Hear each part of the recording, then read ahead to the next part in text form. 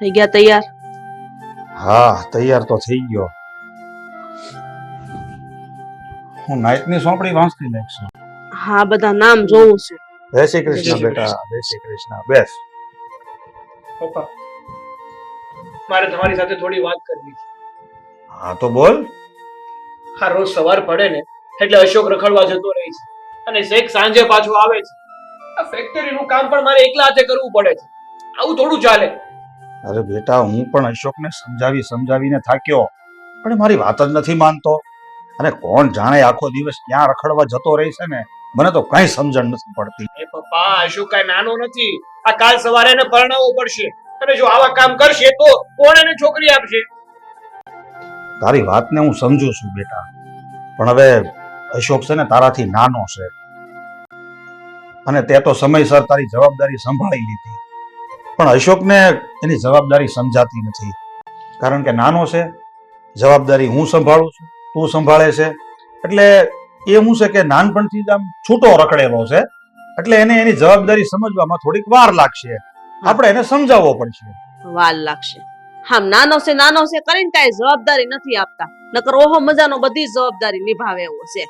આપણે થોડુંક માથે નાખી દેવાય, બધું આપણે હાથમાં લઈને ન ફરાય.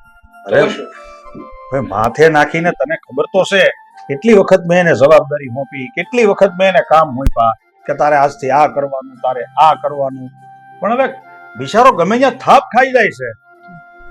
થાપ હું ખાઈ જાય એને ધ્યાન નથી દેવું પપ્પા. આ રખડવામાં મજા આવે છે આખો દિવસ, તો શું કામ ધંધે જાય? વાત તારી સાચી છે બેટા, અત્યારે એનું મન રખડવામાં છે, ધંધામાં નથી. હું બધું જાણું છું અને હું એને હર વખતે આ જ વાત સમજાવું છું. મને આશા છે કે આજની તો કાલે સમજી જાય, અને જો નહીં સમજે ને તો આ સમય એને બધું સમજાવી દે. સમય છે ને એ બધાનો બાપ. હા, પણ તમારે એવો સમય એની માથે નાખવો પડે. એને જે જોવે તમે બધું આપી દો, તેને એટલું જ જોતું હોય. છોકરાને છે ને એની બધી જરૂરત એની હાથે પૂરી કરવા દેવાય, આપણે એની જરૂરત કોઈ પૂરી ન કરાય, એટલે ઓહો મજાના લાઈન ઉપર આવી જાય. પણ તો મેં ક્યારે એની જરૂરિયાત પૂરી કરી?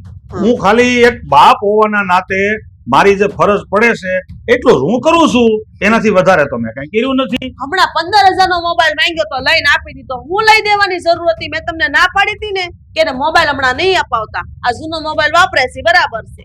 હા બાપા, પણ હવે એને ધંધો જ એ રીતનો ચાલુ કર્યો તો ધંધાની અંદર એવા મોબાઈલની એને જરૂર હતી. એની પાસે સાદો મોબાઈલ હતો, હવે સાદા મોબાઈલ માંથી કઈ રીતે બધો વહીવટ થાય? પપ્પા, હા માની લીધું એને એવો ધંધો ચાલુ કર્યો હતો એટલે મોબાઈલ માંગ્યો, પણ એને છે ને મોબાઈલ માટે ધંધો ચાલુ કર્યો હતો. આ મોબાઈલ મળ્યો એટલે ધંધો પેક કરીને મૂકી દીધો. બાનું છે બધું મોબાઈલ નું. ઠીક છે બેટા, હું તારી વાતને સારી રીતે સમજી ગયો, પણ તને શું લાગે છે મને આ બધી મજા આવતી છે? અરે બેટા, રૂપિયા મારે કઈ ઝાડવે નથી ટીંગાતા. મને ખબર છે કે કેટલી 20-100 થાય છે, એટલે છે ને શાંતિ રાખજે. હું મારી રીતે બધી રીતે સમજાવી જોઈશ, પછી ન સમજે તો એનું નસીબ. ના પપ્પા, તમારે છે ને તમારી રીતે સમજાવવું જ પડશે.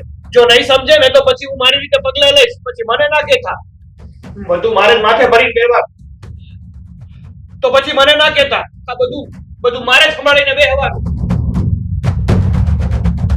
હવે આ બે છોકરાની વચ્ચે તો મને સમજાતું નથી મારે શું કરવું. બે બાજુથી હું પીસાવ છું.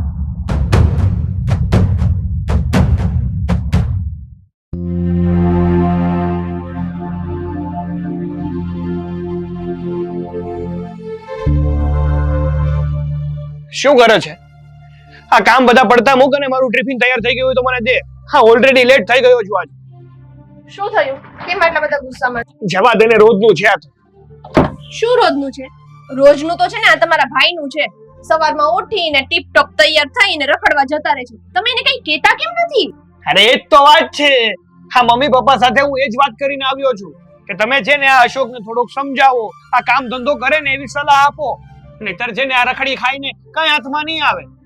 તમે બધા છે ને એને આમ પંપાળ્યા કરો છો, ભાઈ ભાઈ કર્યા કરો છો, અને ભાઈ એને પૈસા ઉડાડે છે. એને તો ખબર છે સાગરભાઈ ફેક્ટરી પર જાય છે, કામ કરે છે અને ઘરમાં પૈસા આવે છે, આપણે જવાની જરૂર શું છે? અરે એને તમે થોડા કડક થઈને કહેશો ને તો એને સમજમાં આવશે, નકર તો એ જલસા જ કર્યા કરશે. તને શું લાગે છે હું નહીં કહેતો હોય એને? અરે એને હું પપ્પાને પણ વાત કરવાની કોશિશ કરું છું, પણ સાચું કહું ને તો આ પપ્પાએ અને મમ્મીએ આ અશોકને એવો ચડાવ્યો છે ને કે કોઈનું માનતો જ નથી. અને તું કહે છે ને એ વાત સાચી જ છે.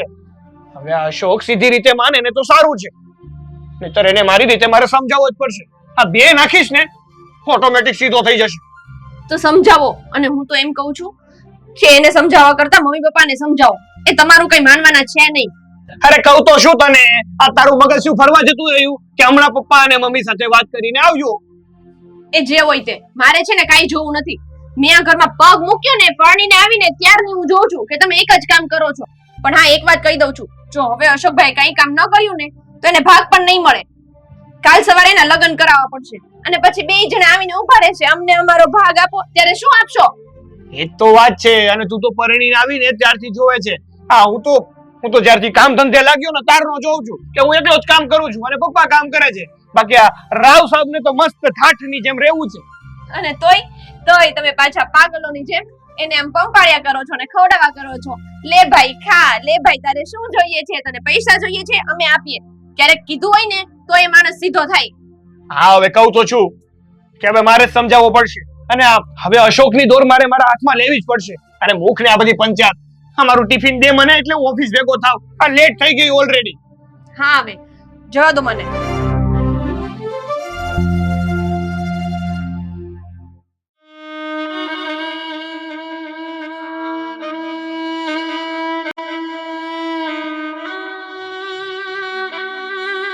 બા, હવે તમને કેમ છે? બેટા જરાય હારું નથી. આ પગ ધોવા આવી હતી, પછી અહીંયાથી ઊભું જ નથી થવાતું, પગે અટકી ગયા છે. અરે મને ધીરે ધીરે ખાટલે લઈ જાય ને બેટા. તમે દવા નહીં પીતા હોય એટલે આમ થતું હોય છે બા. દવા તો પીવું છું. તમારે આરામ કરવો છે? મારે ન્યા લઈ જા, મારે હુઈ જાવું. હા, હાલો હાલો. ધીરે બેટા. એ માડી રે, ઊભું નથી થવાતું. હાલો હાલો હાલો હાલો બા. બેટા નથી હલાતું મારાથી. હા.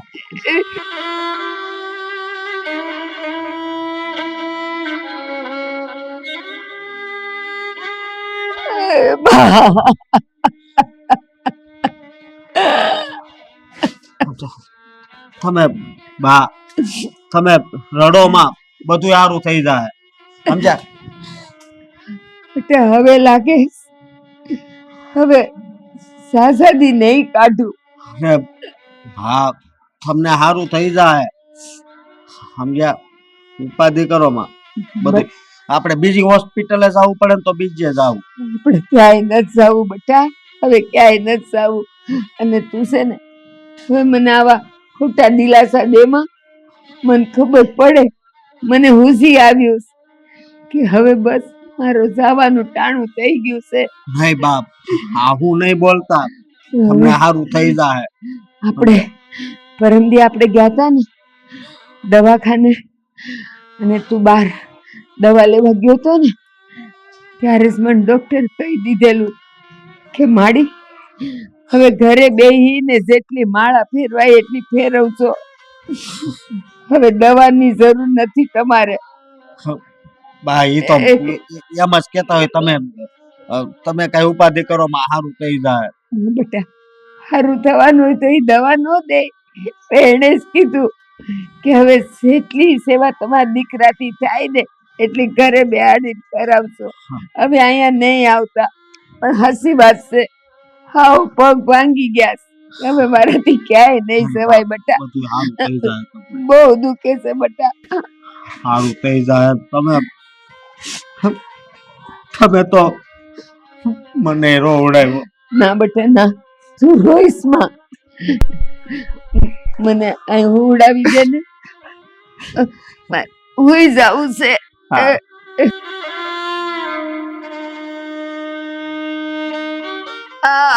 માડી રે.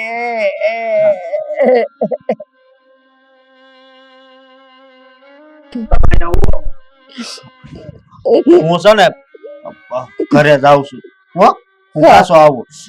હા જા. હે મારા વાલા, મારા આ દીકરાનું ભલું કરશે.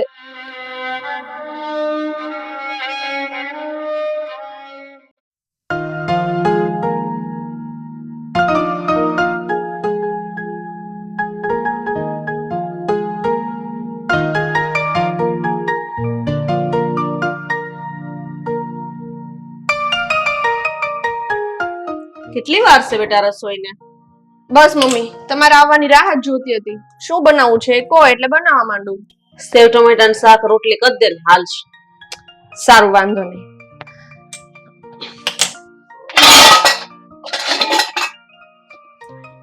મમ્મી, હું શું કહું છું, આ સાગર એકલા જ બધું ફેક્ટરીનું કામ સંભાળે છે.